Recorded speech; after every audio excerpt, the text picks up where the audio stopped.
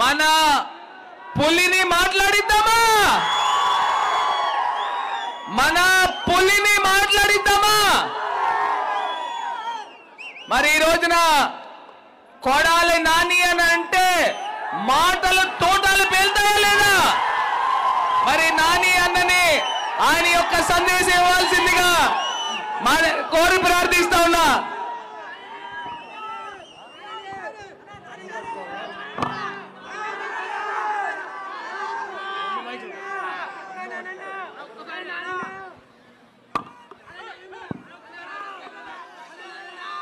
ఈరోజు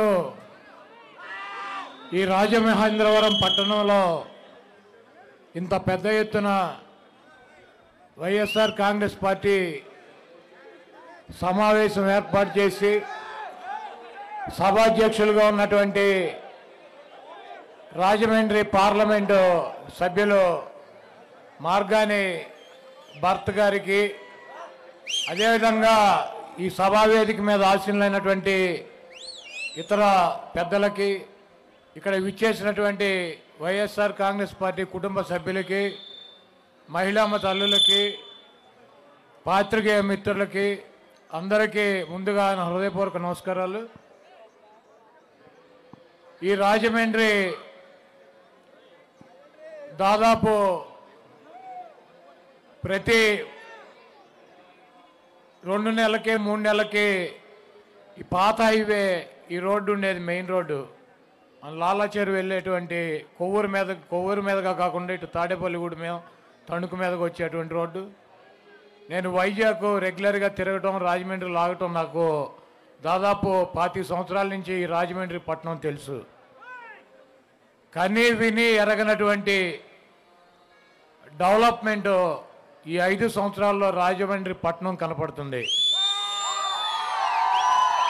ఫ్లైఓవర్లు కావచ్చు, రైల్వే స్టేషన్ కావచ్చు, ఇక్కడ ఉన్నటువంటి ఈ కంబాల చెరువు కావచ్చు, ఈ మైదానం కావచ్చు, డివైడర్లు కావచ్చు, రోడ్లు కావచ్చు, ఫ్లైఓవర్లు కావచ్చు, ఈ రాజమండ్రి పట్టణంలో ఉన్నటువంటి కొత్తగా నిర్మాణం చేసినటువంటి మెడికల్ కాలేజీ కావచ్చు, అనేక సామాజిక వర్గాలకు కేటాయించినటువంటి కమ్యూనిటీ హాల్స్ కావచ్చు, ఇక్కడ ఉన్నటువంటి 25,000 మంది నిరుపేదలకి ఇళ్ళు పట్టాలు ఇవ్వాలన్నటువంటి దృఢ సంకల్పంతో ముఖ్యమంత్రి గారితో మాట్లాడి ఆ పట్టాలు ఇచ్చేటువంటి కార్యక్రమం కావచ్చు, ఒక ప్రజాప్రతినిధి తన ప్రాంతాన్ని అభివృద్ధి చేసుకోవాలన్నటువంటి చిత్తశుద్ధితో పనిచేస్తే ఆ ప్రాంతం ఏ రకంగా అభివృద్ధి చెందుతుందో మన ఎంపీ మార్గాన్ని భర్తను చూస్తే, ఈ రాజమండ్రిని చూస్తే అర్థమవుతుంది. తప్పకుండా శాసనసభ్యుడిగా పోటీ చేయి భరత్, నువ్వు గెలుస్తావు. తప్పకుండా మన ప్రభుత్వం వస్తుంది. ఆ రాజమండ్రి ప్రాంతాన్ని వైఎస్ఆర్ కంచుకోటగా తీర్చిదిద్దాల్సినటువంటి బాధ్యత నీ మీద ఉందని చెప్పి ముఖ్యమంత్రి జగన్మోహన్ రెడ్డి గారు భరత్ను రాజమండ్రి సిటీకి శాసనసభ్యుడిగా పంపించడం జరిగింది.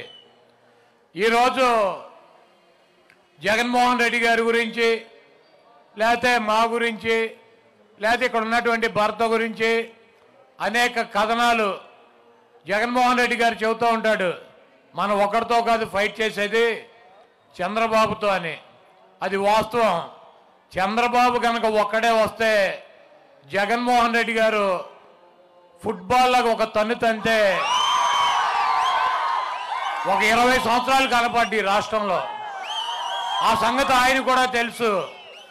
అందుకే ఒక పక్కన దత్తపుత్రుని పెట్టుకుంటాడు, ఇంకో పక్కన ఉత్తపుత్రుని పెట్టుకుంటాడు. వెనకాల బీజేపీ వదినమ్మ వస్తుంది. ముందేమో ఇప్పుడు కాంగ్రెస్ షర్మిలమ్మని తెచ్చుకున్నాడు, చెల్లెమ్మనే. వీళ్ళందరూ కాక మళ్ళీ ఈనాడు డ్రామోజీరావు ఒకడు, ఆంధ్రజ్యోతి రాధాకృష్ణ, టీవీ5 బిఆర్ నాయుడు, ఆ మహా టీవీలో పౌడర్ డబ్బా ఒకడు. ఇప్పుడు వీళ్ళందరూ సరిపోక నిన్న రాత్రి ఒకని పట్టుకొచ్చారు. పీకే ప్రశాంత్ కిషోర్ ఆ నైపాక్లోంచి పీకేసి పక్కన పడేసి 3 ఏళ్ళు అయింది.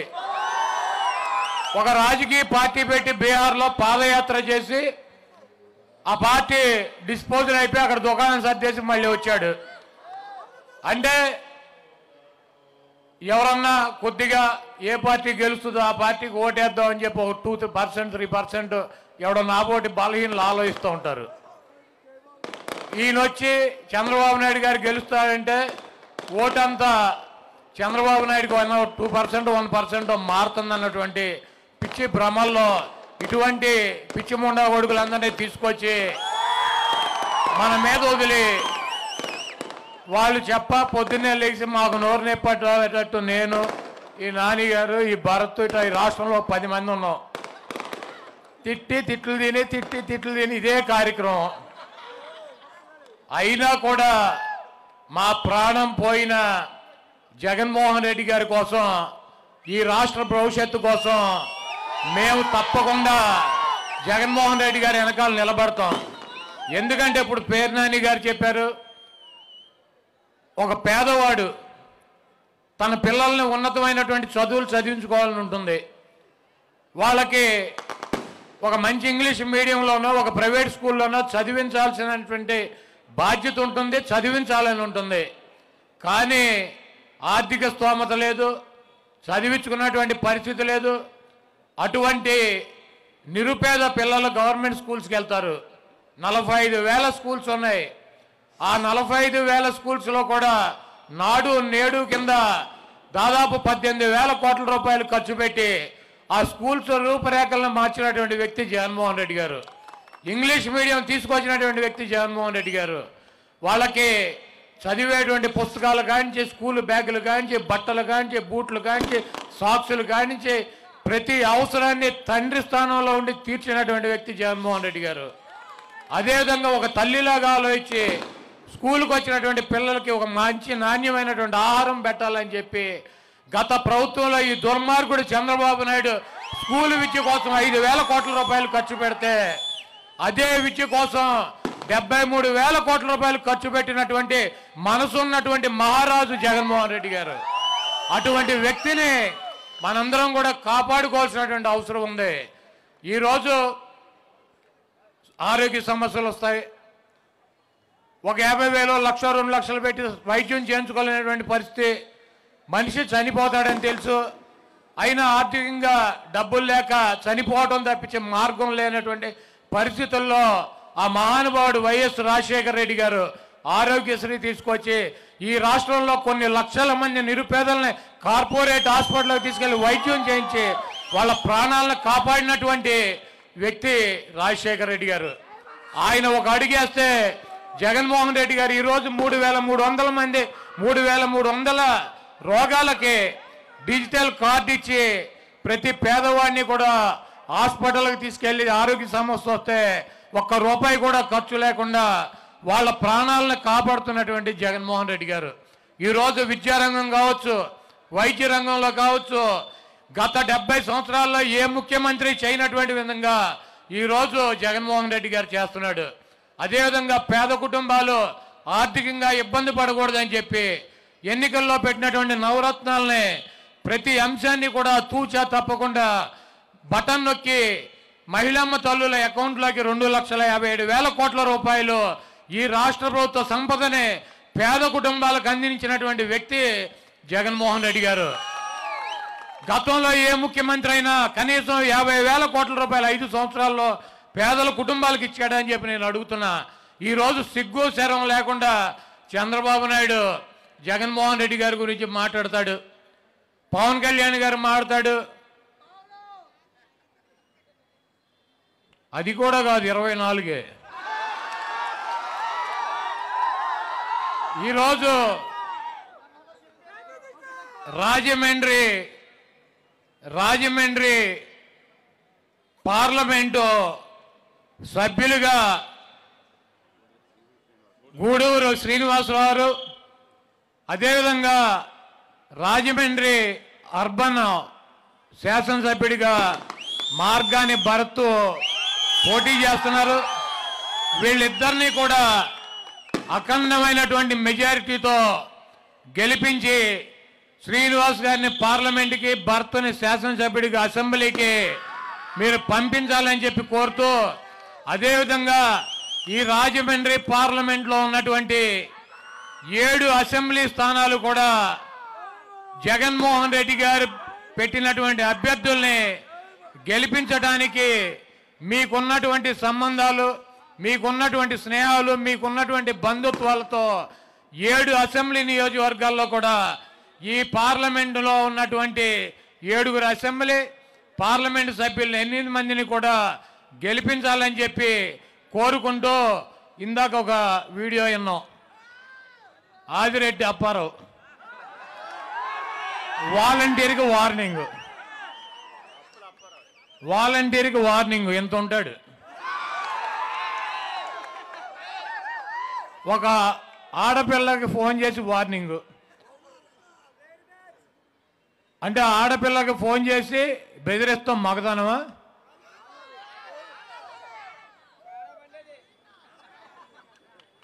ఈరోజు ఒకటి చెప్పదలుచుకున్న, వాలంటీర్లు కావచ్చు, వైఎస్ఆర్ కాంగ్రెస్ పార్టీ నాయకులు కావచ్చు, కార్యకర్తలు కావచ్చు,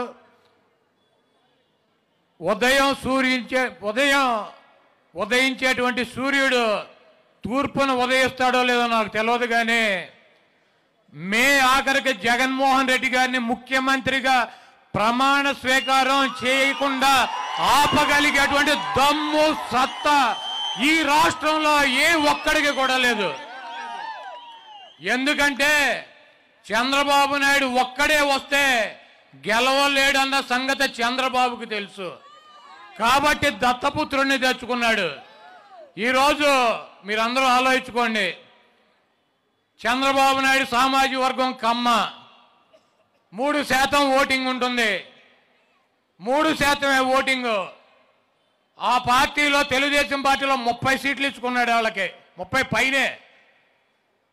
ఆయన గెలవలేడు. ఆయన సామాజిక వర్గం ఆ పార్టీని గెలిపించలేదు. 30 సీట్లు ఇచ్చుకున్నాడు. సిగ్గు లేకుండా పవన్ కళ్యాణ్ రా రా రా రా అని పిలిచి ఆయనకి 20% సామాజిక వర్గం ఉన్నటువంటి ఆ పార్టీకి 24 సీట్లు ఇచ్చాడు.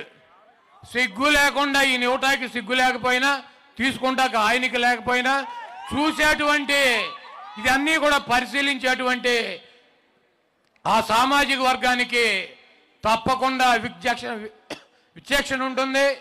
రేపు రాబోయే రోజుల్లో ఈ దుర్మార్గమైనటువంటి చంద్రబాబుని అదే సామాజిక వర్గం, అదే పవన్ కళ్యాణ్ గారి పార్టీ నాయకులు, కార్యకర్తలు, జన సైనికులే చంద్రబాబుని పాతాళంలో తొక్కి ఇంకా ఈ రాష్ట్రానికి పట్టినటువంటి దరిద్రం వదిలిస్తాకి వాళ్ళు సిద్ధంగా ఉన్నారు. ఈ రాష్ట్రంలో వెన్నుపోటుకి బ్రాండ్ అంబాసిడర్లు ఎవరు? చంద్రబాబు దెబ్బకు ఇంకంతకుముందు ఒక ఆయన ఉన్నాడు, ఆయన మర్చిపోయారు అసలు. ఎవరో Nadendla Bhaskar Rao. NT Ramarao 85లో heart operation చేయించుకుందని ఇక్కడ ఫ్లైట్ ఎక్కాడు. ఆయన అక్కడ దిగేటప్పటికి వెన్నుపోటు పొడిచాడు ఒక ఆయన. 95లో కరెక్ట్గా 10 సంవత్సరాలకి రామారావు లండన్ వెళ్ళాడు. ఆయన వచ్చేటప్పటికి ఇంకోటి పొడి చేశాడు వెన్నుపోటు. ఎన్టీ రామారావునే వెన్నుపోటు పొడిచే ఆయన సీట్లోంచి తీసి పక్కన పడేశారు. ఎవరో నాదెండ్ల నారా, వీళ్ళిద్దరూ.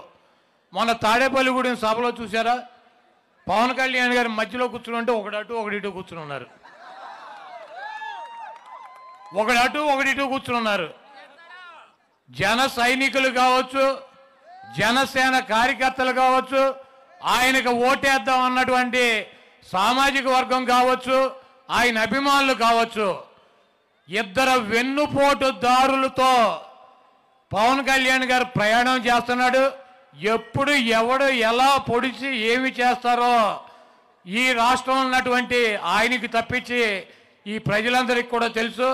కాబట్టి ఆయన ముందు కాపాడుకోవాలంటే ఈ చంద్రబాబు నాయుడిని పాతాళంలోకి తొక్కి జనసేన సైనికులు, జనసేన కార్యకర్తలు డెఫినెట్గా తెలుగుదేశాన్ని ఓడించాలని చెప్పి రేపు పిఠాపురంలోనూ భీమవరంలోనో లేకపోతే ఇంకో చోట ఎక్కడో చోట పవన్ కళ్యాణ్ గారు ఈ ప్రాంతంలోనే పోటీ చేస్తాడని చెబుతున్నారు.